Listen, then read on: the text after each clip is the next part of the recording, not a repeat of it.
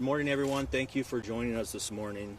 We appreciate you being here. We are here this morning to share information about the tragic crash that occurred on Saturday that resulted in 3 deaths. Behind me are 4 speakers, and I think each of you have received a speaker guide with their names and their position and the agency they're with. We are actually going to change the order. Speaking first will be Investigator Michael Hicks from the National Transportation Safety Board. Following Investigator Hicks will be Sheriff Nicole Morrissey O'Donnell, followed by Gresham Fire Chief Scott Lewis, and he will be followed by Fairview Mayor Keith Kuderna.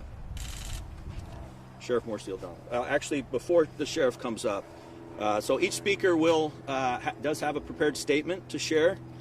At the end of the last statement, we'll take some questions, and we ask you that you hold your questions until that time. I do also want to mention that, excuse me, we will not be taking questions regarding the identity of the deceased. We've been in communication with the medical examiner's office this morning. The official identification has not been made on those individuals, and so we are waiting for the process to be completed and then make sure that next of kin notifications are completed, and then at that time we'll release the names of the deceased. So now I'll welcome Sheriff Morrissey O'Donnell. I'm sorry, we changed the order. Michael Hicks, NTSB investigator. Greetings, Michael Hicks, National Transportation Safety Board. I'm joined by Kristen Blocker. We're with the National Transportation Safety Board, Office of Aviation Safety, Western Pacific Region. NTSB is charged with investigating every accident within the United States and our territories. Our job today is to collect perishable information. Perishable information is any information that can disappear as a matter of time within the environment. We'd like to send our condolences to the family and the friends of the deceased. What we know thus far, as of Saturday, August 31st, about 10:25 a.m., November 421 Gulf Papa departed runway 25, Troutdale Airport, on a maintenance test flight. During that maintenance test flight, the pilot reported issues with controllability. What those issues are, we are going to find out. Shortly after reporting the issues, a helicopter pilot in the Robinson R-22 indicated that the aircraft, November 421 Gulf Papa, impacted a residential area. We still have a lot of work to do. Our investigation will take up to 18 months. So, with regard to the deceased, we'll leave those details to MCSO. We have work to do, and we're going to do it diligently. I have to say thank you to the community, to the Sheriff Department, to the local fire, and especially the community, given the fact that they've shown us an unyielding, unwavering faith that we all could learn from. Thank you for your time. We're getting back to work. Thank you, Investigator Hicks. Now I'll introduce Sheriff Nicole Morrissey O'Donnell.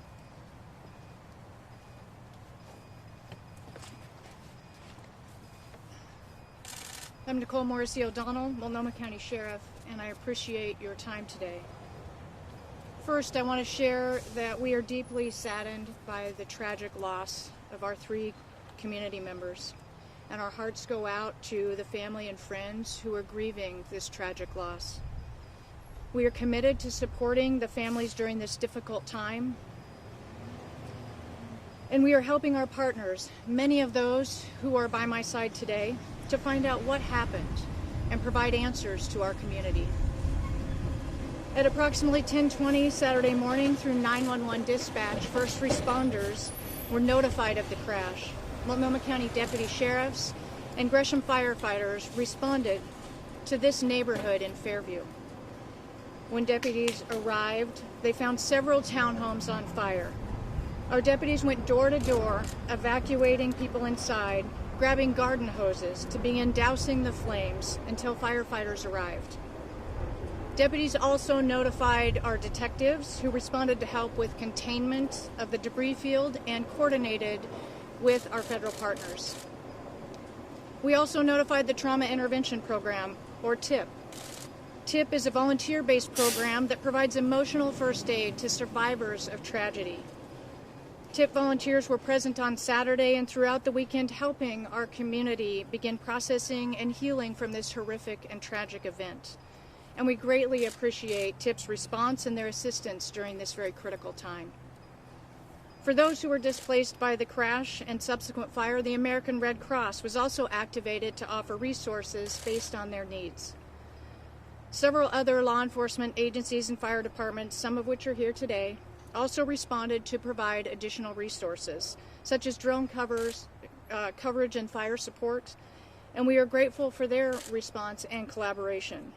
We all rely on our partners and our community to come together during these critical times, and we're here to support and serve our community each and every day. Thank you.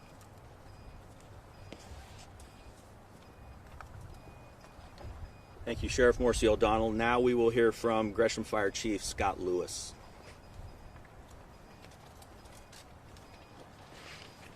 Good morning, everyone. We're deeply saddened by the harrowing events that happened this weekend. Any loss of life is tragic, and our hearts go out to those impacted by this accident. As first responders, we are not strangers to tragedy. However, that does not mean we become complacent or that they become easier to endure. What I have come to realize during my time in this profession is to focus on what we can be grateful for during these dark moments.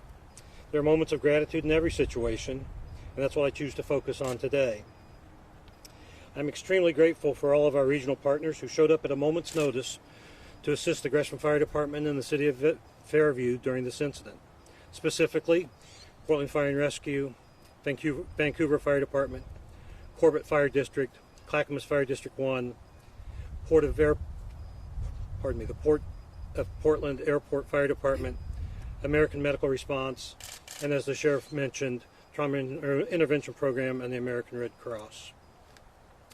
Their steadfast aid was critical to ensure that this incident was quickly contained and not become exponentially worse, while they also helped cover the service area of the Gresham Fire Department.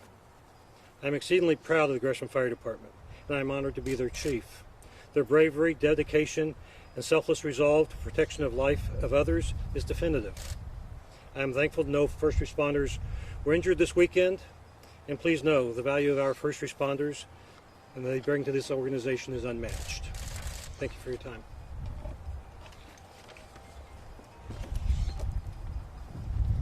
Thank you, Chief Lewis. Now I'll introduce City of Fairview Mayor Keith Kuderna.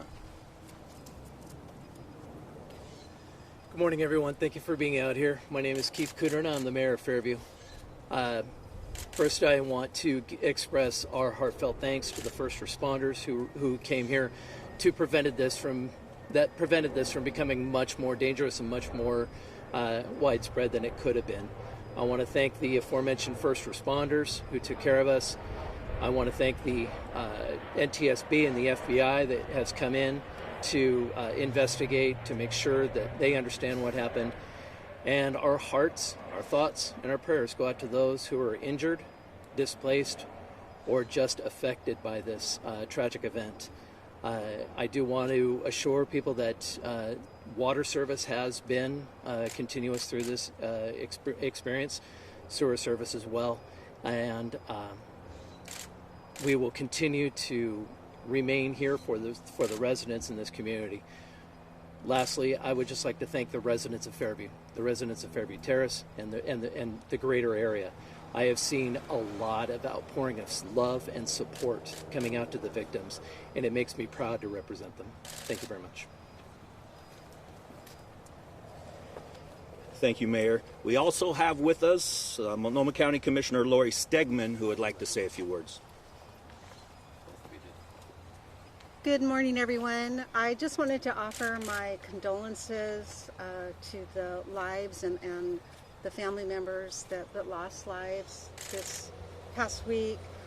Fairview is a small, tight community, and I know that it will take some time, and that we all need to lean on one another so that our community can recover from this tragic event. And I am so grateful to our first responders who you've heard from today, who constantly run into burning buildings and not away.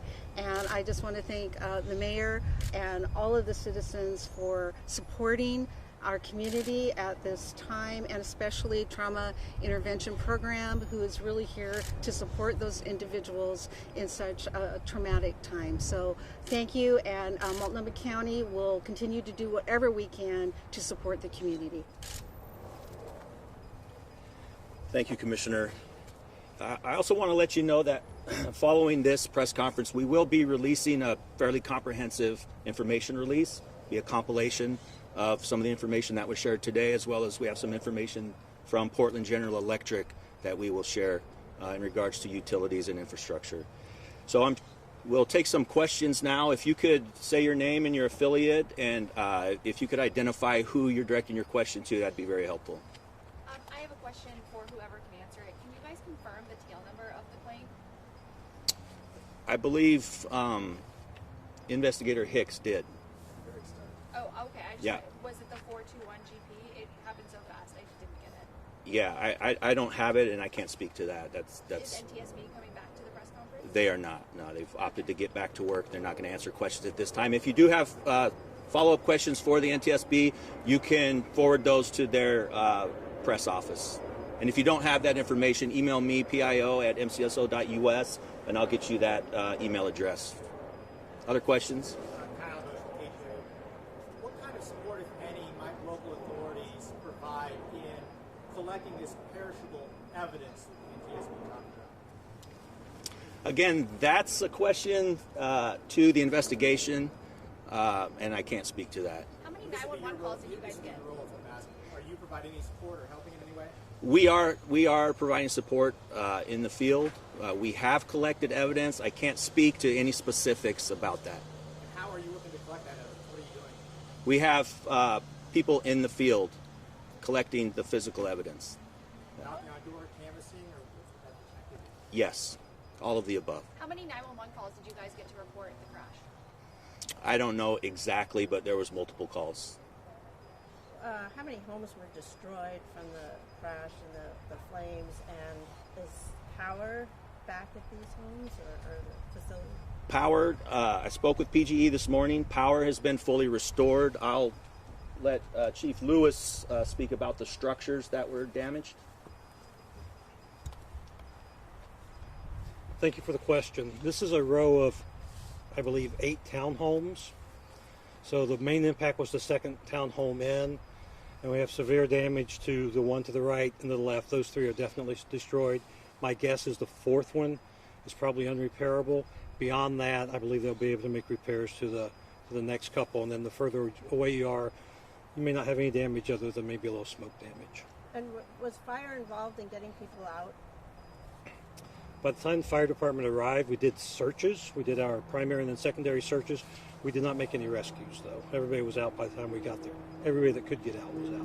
We're in 7.6 for public answer. Do we know which airport the plane was leaving?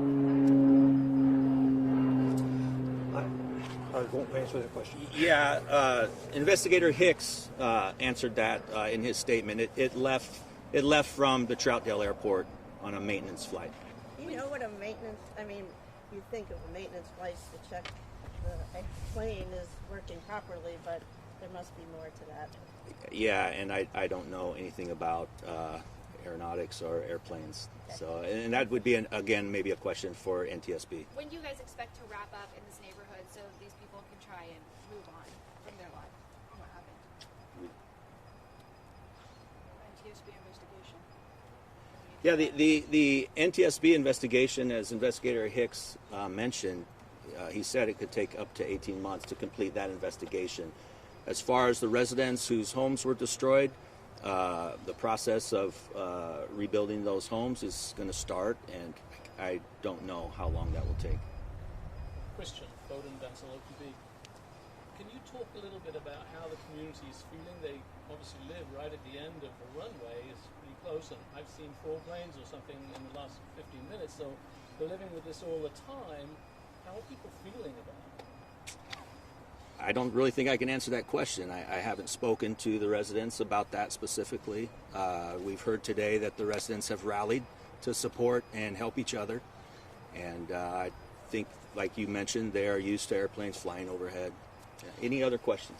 Heather Roberts with the Oregon Radio News Network. Can you tell us how many people are accepting housing help from the Red Cross? I do not have that information. Does anybody have that information? I don't know. It was offered to many. Yes. Several are with friends and family. I can try to email me, will you please? Yes. And I'll try to make a connection for that. Okay, thank you, folks. We appreciate your being here.